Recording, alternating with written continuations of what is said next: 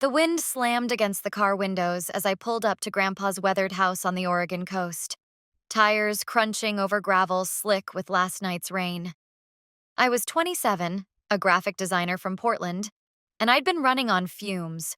2 years with my boyfriend had me craving a break. He was off fishing in the mountains with his buddies, and I figured it was my shot to see Grandpa, who I hadn't hugged in over a year. The place smelled like pine and salt, the kind of raw air that hits you square in the chest. I stepped out, boots sinking into the damp earth.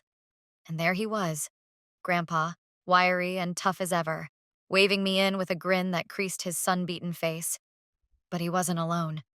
His old buddy, a retired forest ranger with hands like sandpaper and silver streaking his hair, stood by the porch, eyeing me with a quiet nod.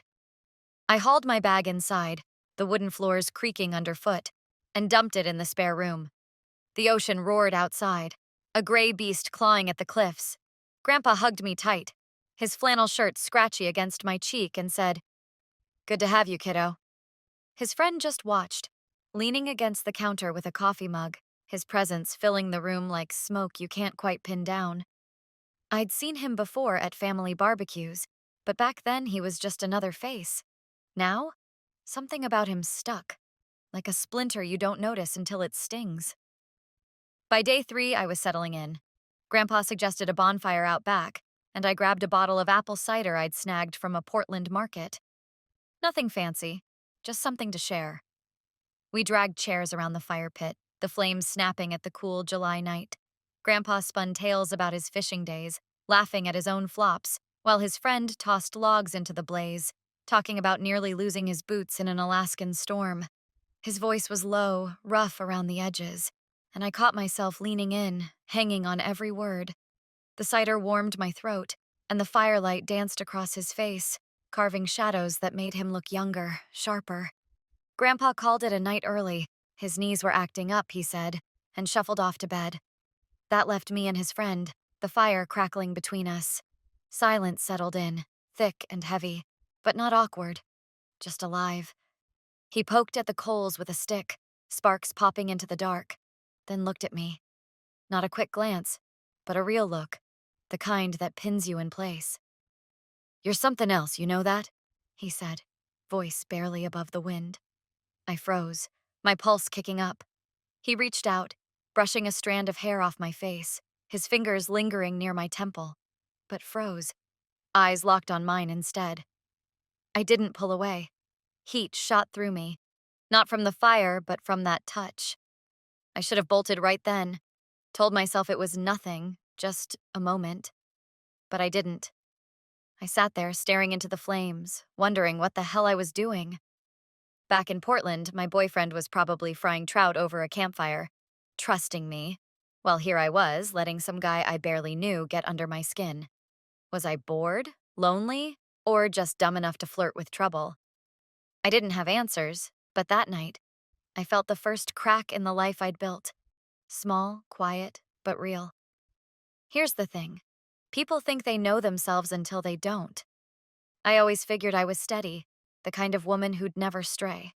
Loyalty was my badge, right? But sitting there with the ocean growling and his eyes on me, I wasn't so sure. Maybe that's the lesson. Life doesn't care about your rules. It throws curveballs and you either swing or duck. I didn't duck. This isn't about preaching, though. It's about what happened, plain and simple. Some folks might judge, say I should have walked away. Others might get it, those little sparks that catch you off guard. Me? I'm still figuring it out, but that night by the fire, I knew one thing. Trouble was brewing, and I wasn't running. I woke up the next morning with a knot in my gut, the kind that sits heavy and won't budge.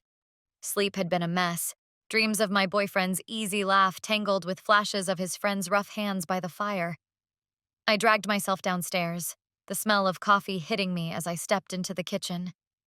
Grandpa was at the stove, stirring a pot, humming some old tune, while his friend sat at the table, flipping through a beat-up newspaper. I grabbed a mug, avoiding his eyes, but when I turned, he looked up. Just a flick of a glance, quick but loaded. My chest tightened, and I spilled coffee on the counter, cursing under my breath as I wiped it up. Grandpa broke the tension, all chipper. How about a run to Bandon? Pick up some grub? Check out the lighthouse? I jumped at it. Anything to shake off the fog in my head. We piled into his rusty pickup, me squeezed between them on the bench seat. The ride was bumpy, the road winding through pine-thick hills, and I could feel the heat of his friend's arm brushing mine through his faded denim shirt. Neither of us said a word about it, but my skin buzzed like a live wire. In town, Grandpa peeled off to the hardware store, leaving us to hit the grocery.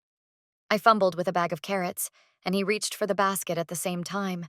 His hand grazed mine, calluses scraping my knuckles. I jerked back, muttering, "Sorry," but he just smirked, like he knew I wasn't. Back at the house, Grandpa got tied up on the phone, haggling with some guy about an old boat he'd been trying to sell. That left me and his friend alone again.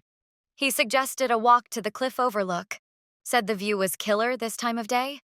I should have said no, stayed put. But my feet moved anyway, trailing him down the path. The ocean stretched out below, wild and gray, wind whipping my hair into my face. He stopped, hands in his pockets, and turned to me. "You're not like the rest," he said. No fluff, just straight up. My throat went dry. I stared at him, his jaw tight, eyes steady, and felt the air shift. Like the moment before a storm breaks. He stepped closer, close enough I could smell the wood smoke on his jacket, and took my hand. My brain screamed to pull back. Think of Portland, think of my guy, but my voice came out shaky. "We shouldn't." He didn't argue, didn't push, just held my gaze. Then he leaned in, his breath warm against my cheek, and I didn't move, whispering, "Look at that," instead. Not an inch. My heart hammered, every nerve on edge, and I knew I'd crossed a line I couldn't uncross. We didn't do more than that, just stood there, locked in that pull. But it was enough to flip my world upside down. Driving back, I kept replaying it in my head. What was I chasing? A thrill? Something real? I'd always told myself I was solid, the dependable type. Hell, I'd built my life around it. But now I was wobbling, caught between who I thought I was and who I might be. Guilt gnawed at me, sure, but there was something else too. Excitement, raw and sharp. I didn't like admitting it, but it was there, undeniable. Look, I'm not here to tell you what's right or wrong. Everyone's got their own compass. Some might say I was selfish, letting that moment happen. Others might shrug and say it's human. All I know is, standing on that cliff, I felt alive in a way I hadn't in years. Was it worth it? That's the kicker. I didn't know yet. But I couldn't shake the feeling that this was just the start, and whatever came next, I'd have to face it head on. The next morning hit me like a freight train.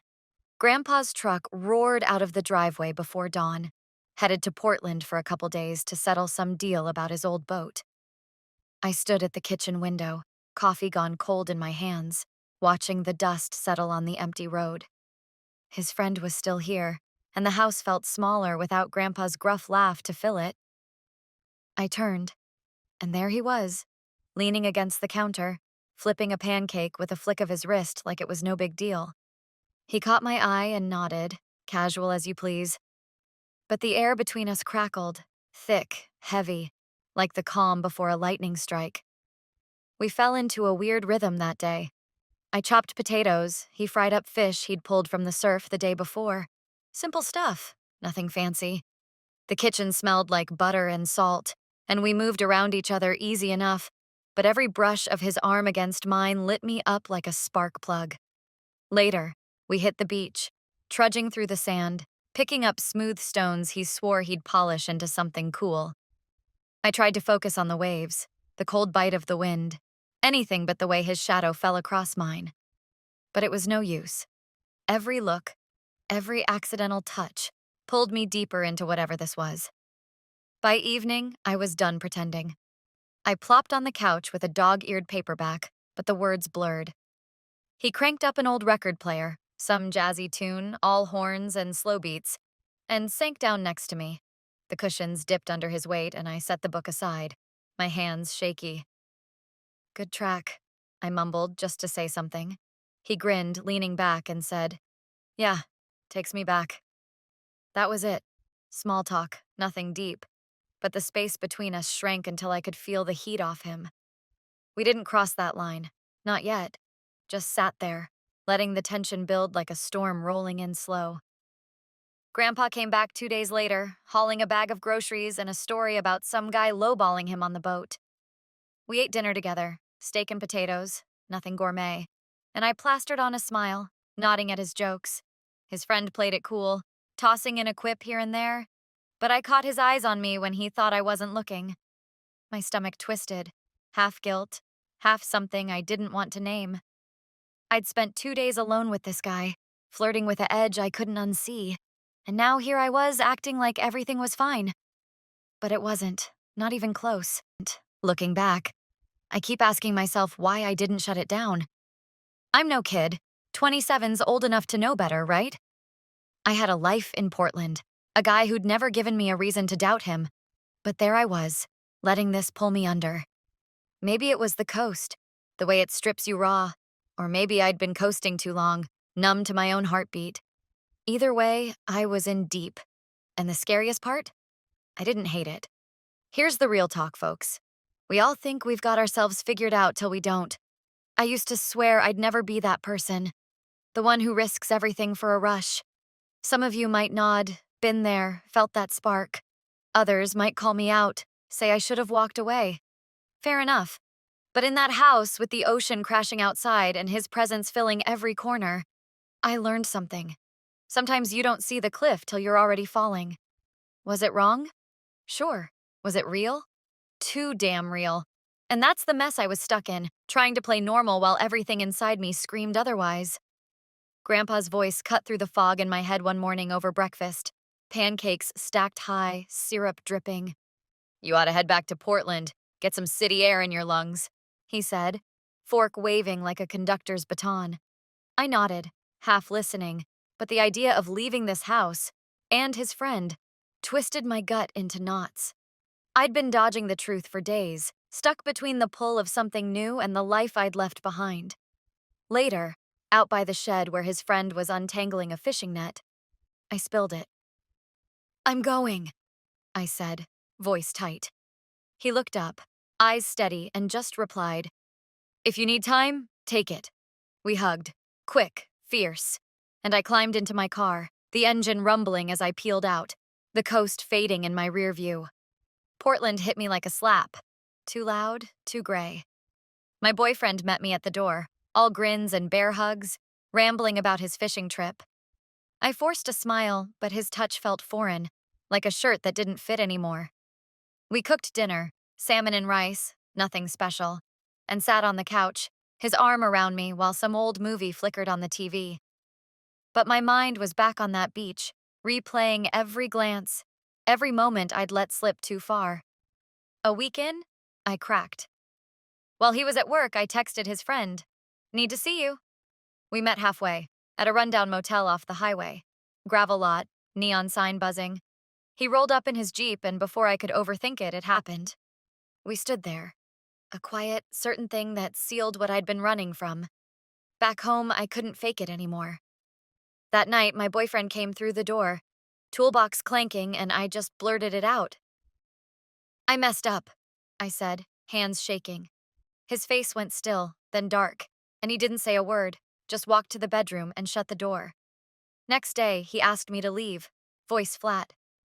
I need space, he said. I packed a bag and rented a studio downtown. Bare walls, cheap coffee maker, a view of rain-streaked streets. His friend showed up a few days later, standing in my doorway, looking worn. I can't do this, he told me, no sugarcoating. Got too much tied up back home. Work. Promises I can't break.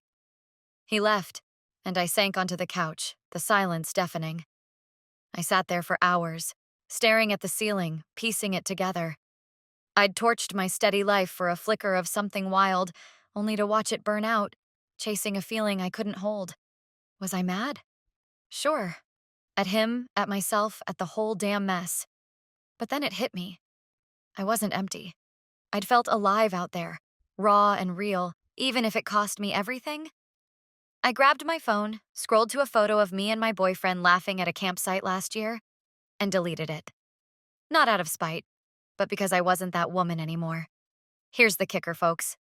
I didn't lose. I changed.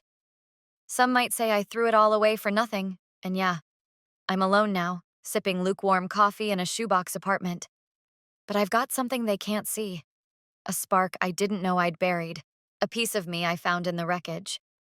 I'm not preaching redemption. I'm just saying life's messy, and sometimes you've got to break it to build it. So picture this. A week later, I'm walking the Willamette River, wind in my hair, and I spot a guy sketching on a bench. Scruffy, 40-something, pencil flying over paper. He looks up, grins, and says, "Nice day, huh?" I smile back, real this time, and keep walking. No clue who he is, no big moment. Just a stranger, a nod, a tiny ripple. And right then, I feel it. I'm not done. The story's not over. It's just starting, wild and wide open, and I'm still here, ready to chase it. This is an artistic and fictional creation intended for both entertainment and educational purposes. Any resemblance to actual people or events is purely coincidental. Some scenes and dialogues in the video are part of a dramatized performance and incorporate elements of grotesque, satire, and exaggeration. The creator stands against discrimination, violence, and hatred. This channel fully complies with YouTube's policies and does not infringe upon copyright laws.